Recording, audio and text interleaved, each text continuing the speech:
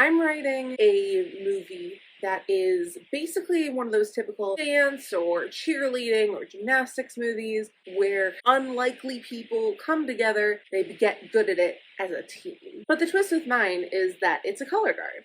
So here's the thing. I've already finished writing the plot that I wanted to write, and it only took me like 65 pages. I think the problem is that I never picked a protagonist. And because I don't have a clear protagonist, I don't have a clear B plot. That's usually something personal about the protagonist, their romance plot or something going on with their family or something with friendship. I've narrowed it down to 7 potential main characters. I want you to tell me which one should be the main character so I can expand their subplot into a B plot. And honestly, we could even pick 2. Option 1, this is the coach, Kristen. It's very common in these types of movies for the protagonist to be the person who comes in and shakes things up. And that, in this movie, is Kristen, the coach. If I were to make her the main character, I would add more scenes with her and her husband. Also, I would shift some focus towards the behind the scenes stuff. Maybe the color guard doesn't have enough money for uniforms or for the equipment she wants. I would change her announcement at the end of the movie from being something that sets up for a second movie to her announcing her pregnancy. Option 2, Madison is the senior captain of the team. She is the one that I want to give a romance plot to. They have this like cute little romance plot going on in the background right now, but it's not super developed. If Madison is the protagonist, we could end the movie with Homecoming. Option 3, one of the junior captains. Alyssa's a little rough around the edges, but she's really good at color guard.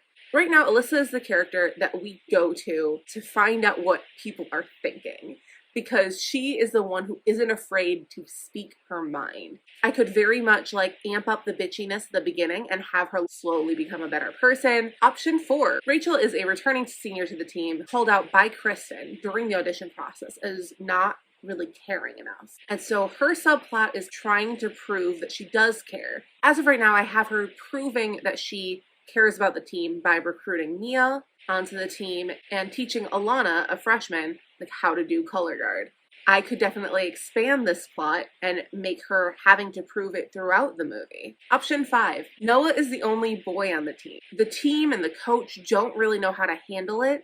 He is kind of resentful of needing to do all of these things that he thinks are too feminine, dancing, and having to wear his swing flag tucked into his waistband in a way that sticks out and looks like a weird half skirt. While I wrote in his resentment, I didn't write in much action on his part to kind of protest it, and that would be something that could be a B plot. Option 6, Alana joins the team in kind of an unconventional way when she kind of just shows up out of nowhere and no one trusts her or knows where she came for or likes her. She's kind of regarded with this mistrust. And it doesn't help that Kristen keeps pointing her out as an example of dedication and commitment.